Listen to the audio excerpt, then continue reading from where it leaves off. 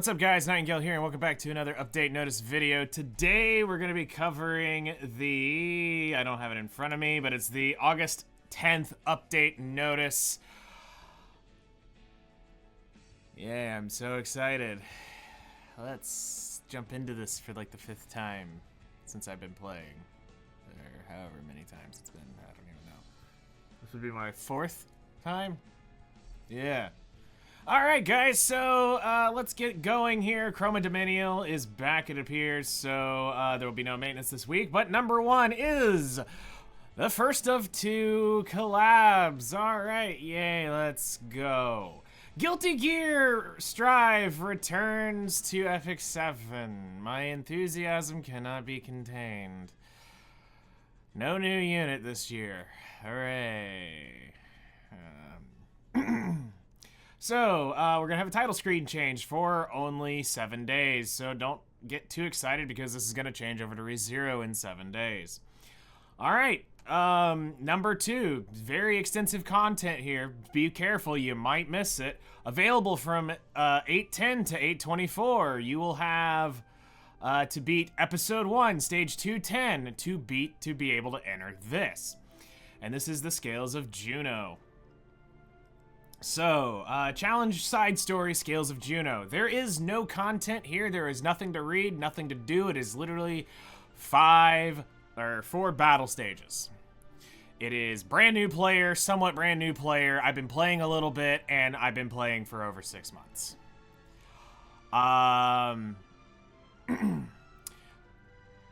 That's it. That's all there is to this. It's literally just a fight stage that you go over and over and over again. There is nothing to do here other than grind this stage out. Now, keep in mind, if you have energy after we just had a hunt buff. So most of you are probably energy deprived and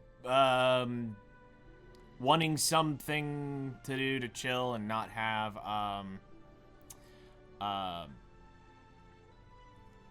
and have at least something to watch or read or do something. You're not going to get that. It's very boring. So the big thing you need to know here is on Hell difficulty, it will have a chance to drop Jacko's Lollipop. 100% chance. So let's go in and talk to you about what you're going to be getting here. Alright. So, for those of you who do not have Portrait of Savior, get ready to spend a lot of energy here. This is probably more important than the ReZero collab for you. Yeah, I know I said it. I said it. Farm up several of these. If you don't, have them. Go ahead. You're going to need at least 6 per. Max 30. Get a handful of these. Level them up. And it sucks. This is arguably a little bit better than what it used to be, but it still sucks.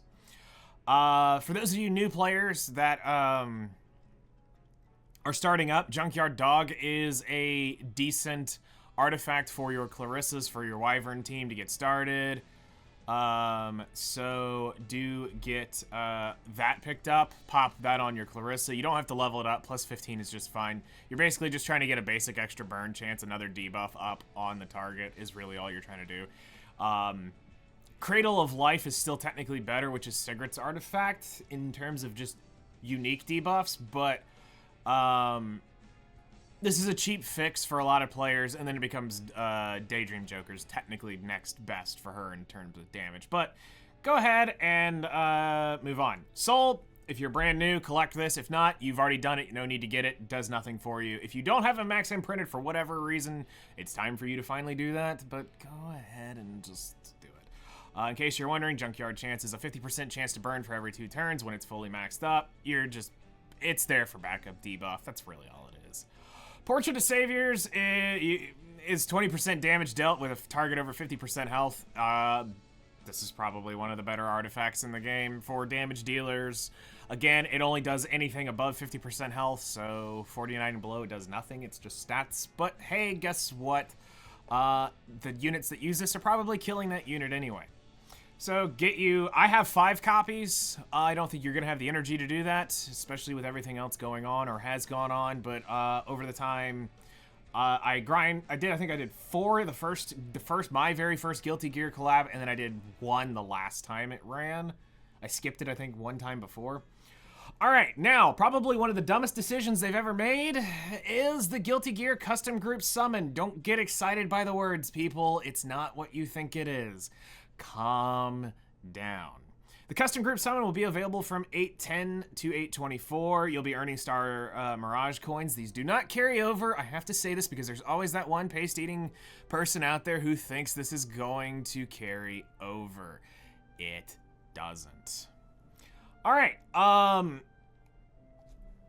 so the custom group summon details is a player can select 3 heroes and you'll be able to get their artifacts from the custom group summon. It works just like every other custom group summon. Pick 3 and those become your rate up for 1% and 1.5% total on the artifacts. It's awesome.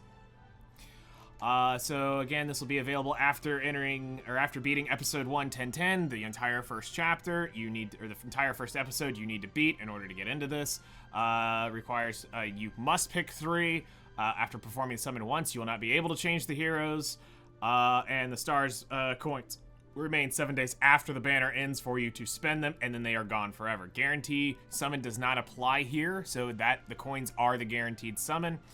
And then the increased artifacts can be purchased once per this rotation of it from the Mirage Coin and the Powder of Knowledge. So it's going to cost 120 for a unit, 100 for an artifact, and you don't buy anything else. It's really what it comes down to. And we'll go over the who to summon for stuff in a minute. So let's see. It's basically everything we said. Remain open. Yeah. Okay. Cool. Other improvements and adjustments, yeah, Summer Celine's skin will now be in the shop to purchase for 60 tickets if you are too broke to have afforded to buy this. And that's it. That's literally all the content you get this week. Units are not content, and nor is this collab content. This is, I'm gonna say it, it's the worst collab we have. There's nothing here, and there's nothing for you.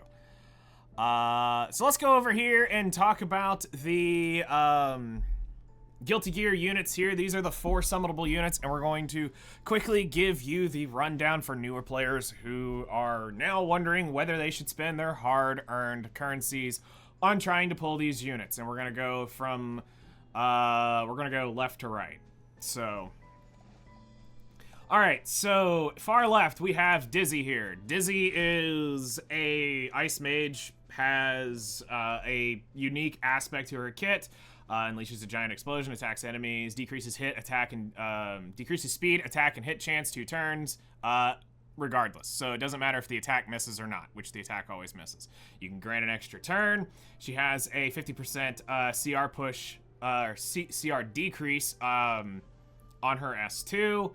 And then she has a stun chance on her S1. Dizzy's a highly outdated unit. As you can see, mine is very well built because there is no reason in using her in 2023 going into 2024. There are countless other units in this game that now does infinitely better job than her. I had her set up on some ridiculously stupid counter build at one point. Trying to mess around with it in PvP. Basically, it was trying to be a spez opener. It didn't really work. It was fun for the memes, but guys, stop listening to a lot of these people who are out there saying you need Dizzy for Abyss. Abyss has been so power crept by everything else under the sun coming out there. You don't need Dizzy anymore. All right, so let's go back here to Elfelt, and then we'll move forward. So Elfelt Valentine, as you can see, mine is super well built. This used to be my Katie's 13 opener for me. And I would run Song of Stars on her, and it was okay, it was cool, but in the end, her kit's just outdated from every other opener. She dispels 2 buffs from the enemy before, with a 100% chance to sleep that one enemy and decrease the defense for 2 turns, and it grants her an extra turn. Now, the stupid thing is they want you to hit the slept enemy in order to defense break everyone. So unless you're not, like, hard cleaving, you just leave the enemy asleep and you move on. But if you're cleaving, you're gonna do it, and you better hope that you're able to take the next turn and kill everything. And then just a S1 with the unbuffable. She's literally there for her S3, her S2, and then she's done. Her job has been done. She's a little bit slower, but she's still fast enough to do her job. Again, power crept opener. Back in the day, she was way more powerful. Again, she gives you the attack buff, which is why you're using her for, you know, like one shot, where we were using it for the Katie's one shot. But with the way the debuffs work, don't do it. This unit's so outdated. There's no reasons for you to be pulling her in this day. Yes, technically Miss Confile's still pretty cool, but the major unit that uses that is Cerise. Nobody uses Cerise anymore unless you're doing like expeditions. Again, another outdated opener. Let it be. All right, now probably the one that everybody's gonna get told to pull is Awaken, but you're gonna hear it here. Do not pull this unit at all. If you are pulling this for Banshee one shot, I'm about to blow your mind in just a second. Do not pull for this unit whatsoever. I know, big booba waifu, I want to pull for big booba. Okay, well, yes.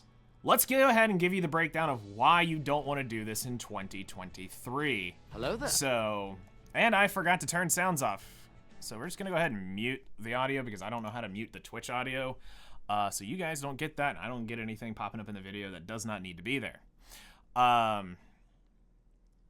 So Awaken is the easiest barrier of entry into Banshee one shot.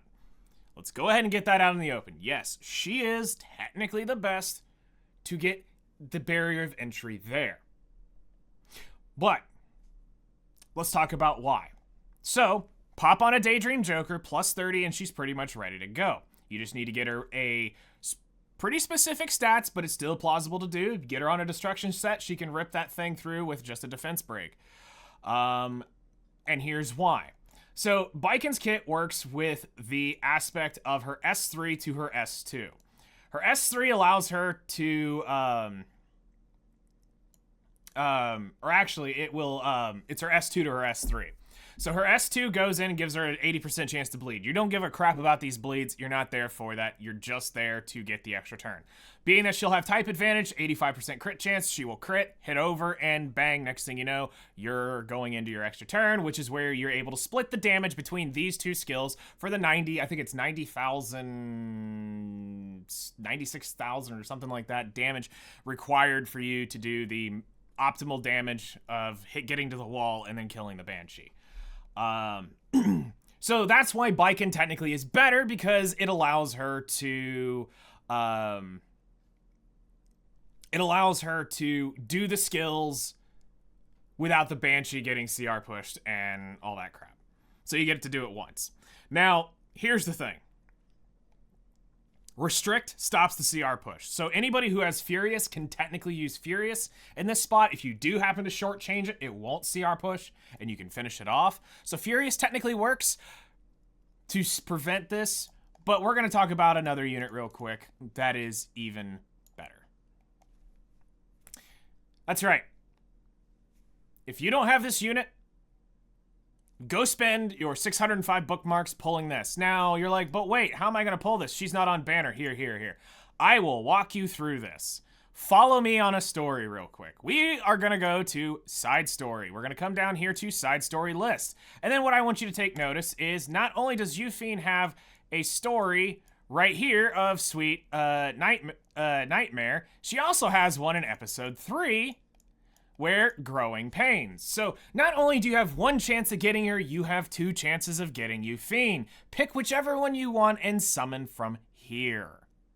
That's right, Euphine has 2 side stories. So go forth and grab Euphine, and now here is why we say that. Let's go to our team list again. Pop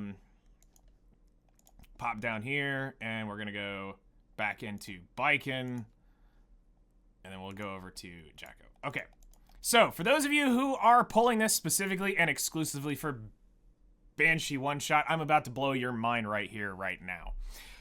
This is the better unit out of all of them to have for your one-shot.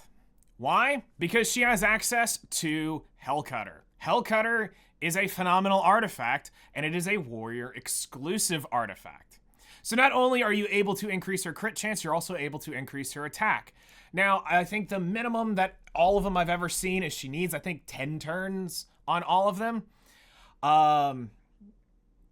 So think about it like this. When you look at this, you're going, okay, what do I need? You need a rage set, which is arguably the better thing you need to do. You don't need pen. While it is nice, it's not necessary. You can do this on a just a rage broken set or a rage crit set. It doesn't matter.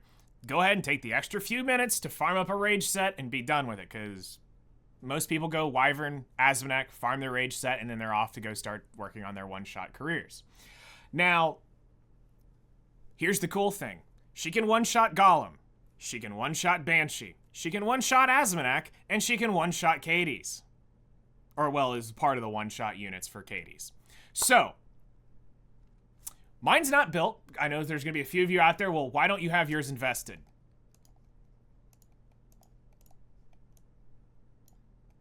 Because I was using strays and my rage gears on a cigarette from where I was memeing around on some stuff. So, that's why, because I have a guaranteed one shot.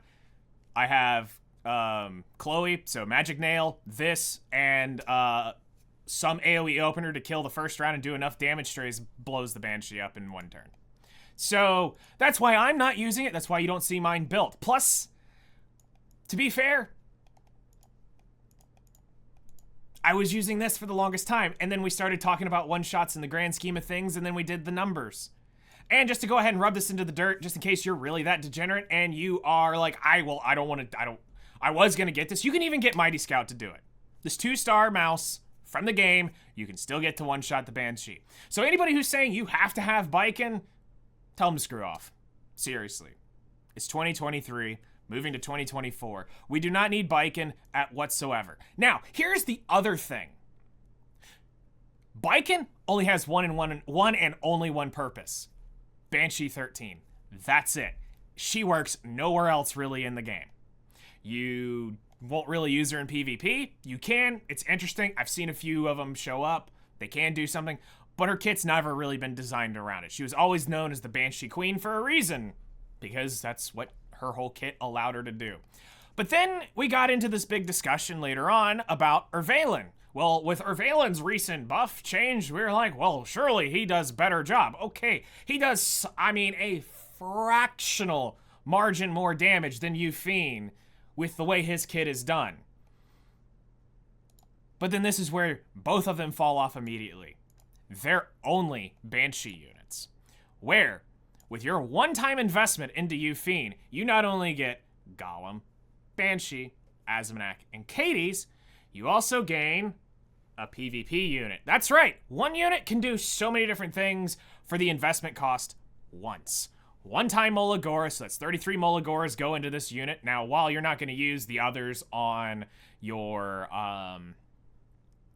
while you're only going to use the S3 on the one-shot, when you go into PvP or other PvE content, you're probably going to be using the other two skills. So, also, just as a nice little added bonus, because it's surely coming around at some point, she's probably one of the better better warriors for Ancient Inheritance, so just go ahead and get her anyway. Where Biken's useless in, Ervalen's useless in it. Yufine, though, she claps. She's one of my highest damage dealing units when Ancient Inheritance rolls around. So, put that investment cost in at once. You're going to have to change a few minor pieces of gear to speed tune a little bit differently for each hunt, because they'll need a little bit of different changes based on how they work. But for the most part, Yufine is hands down the infinitely better unit. So please do not waste your summons on Biken. Because you think it's a short-term fix, it's not. It'll take you longer to get Biken ready than it will take you to get Yufine ready. By the time, keep this in mind, by the time you friendship 10 this unit, it has to be done, and here's why. You're going to forever waste 3 Mola Gores. Now, you're going to probably go, well, what's 3 Mola Gores? 3 Mola Gores is a lot here. You're going to have 3 of those just infinitely sitting forever. Those are your skill points. You're only going to level her skill 2 and her skill 3, exactly as I have. Max. You need max damage on both of them. You'll never level her S1. It's a waste of Mola Gores. It's a waste of catalysts to put it into this skill. Never level this skill up unless you're going to be some degenerate person out there PvPing with her. Even then, she's probably going to die before she gets to use her S1. Just don't. If you're going to be doing that, it's Friendship 10. Well, now you've got a Friendship 10 the unit. Now that's a crap ton of energy you're going to have to go spending to farm this. Now you're going to be like, well, why don't I just go into Banshee and get it farmed up that way? Because it doesn't work like that. You're going to have the damage, or you're going to be shortchanging yourself, or you're going to have overcompensate by spending more time to gear her up. Don't waste your time doing this. Just go to Yufine, get it done once. By the time you get the Rage Gear and get that Hell Cutter moved up, yes, it does need to be Hell Cutter for most everything. I think she can do it on Daydream Joker. I don't remember. It's been over 1.5 years since we did the tests, where I tested that, Portrait, and Hell Cutter. I know Hell Cutter was the best because it's, again, one-time build. The Hell Cutter build you just put everywhere. And then I know we tested Portrait on a few. It didn't work. Daydream Joker kind of worked. It depends on what you were doing and where you're going, but Hell Cutter is kind of also a mandatory. And it doesn't need to be plus 30. It can work on a 15. It really can. It's just the 30 is better. It's more stats, faster. So, and that team is really simple. Leo, Vivian, Yufine, and it's done. So, Baikon's a major skip in 2023. Do not listen to anybody else try to overhype this unit. Now, arguably the better unit of them all, and again, as you can see, ton of investment, really love the unit, never use her. I've used her some in Ancient Inheritance, which is where this gear basically came from. It was just a bunch of random crap we threw on to use her in AI. Even after her buff, I see no reason to use her. I hate using debuff units. I know there's some people out there, but she's very specific in team comps that she goes into. If you don't have the gear, this is kind of one of those units you need to skip anyway, and just worry about collecting it later. It's the real truth here. It is an interesting kit. She increases attack for 2 turns before swallowing him up with a Jack-o'-lantern. When the enemy is defeated, increases combat readiness of all allies and grants an extra turn to the caster. Penetrates the target's defense by 50% when the target has a debuff, damage is increased. Yes, this can hurt. Start of the battle, Chain of Cryon. Attack to the ally in the back row for 2 turns. If the ally, after an ally attacks, when the target has a debuff, increases combat readiness by 20%. And this effect is only activated after the attacker's effects has occurred. Can only be activated once every 3 turns. So, and then attacks the enemy with a servant with a 30% chance to stun for 1 turn after attacking on the caster's turn. When the target has a debuff, activates the Dust Attack as an extra attack. Dust Attack attacks the enemy by throwing them into the air, granting stealth to the caster for 1 turn. Again, it sounds unique and cool, but I promise you this is very easy to kill in the grand scheme of things. And here's the way you basically look at this. Depending on how the person's comp goes, you either ban her or you ban the major unit that's going to apply this or work with this unit, and then it shuts the whole thing down and it ruins their idea and they have to think of something else. So, dodge it. Jacko's cool. She's unique. Her artifact is great for Ancient Inheritance, but it's not worth powdering. Don't worry about that. There's going to be more important stuff coming later this year, and this arguably is if you're going to be skipping for it, if at this point you're better off pulling Amelia than you are most of these units. Rem is a total skip as well. But yeah, that's it. That's the 4 units you're going to get. You're going to get Soul for free. So do keep that in mind. Nothing to talk about. Ancient Inheritance unit at best. Maybe you could use him in a few Abyss stages, some random PvE stages, but you're not going to do anything with him. He's a great guy, but he's a bad guy. So, yeah, let's open the floor up for just a second and allow Twitch here to ask a few questions. I still haven't put Twitch chat into the into the video thing here. I will try to get around to doing that. I gotta go find the HTML for that. And if anybody does not have any questions, we will wrap this up so YouTube can be on their way. It's really it. There's not a lot coming here, and unfortunate. It's the Guilty Gear collabs have always been kind of bad, to be fair. It's always just been a fight stage. I think one of the original ones, it was a story stage in it, is what I've been told. I was not here for the first 2 runs of it. I was here for 3, 4, and this is 5. Or is this... Was I here for... I was here for 3, 4, and this is 5.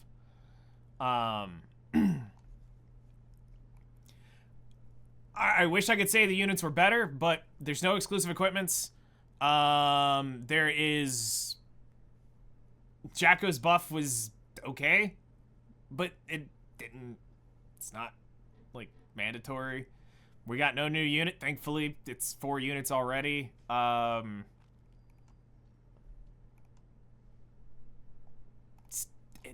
It's a skip, guys. You hate hearing it. You guys thumb it down. You guys get butthurt when I say it, but this is a skip collab in this point in time.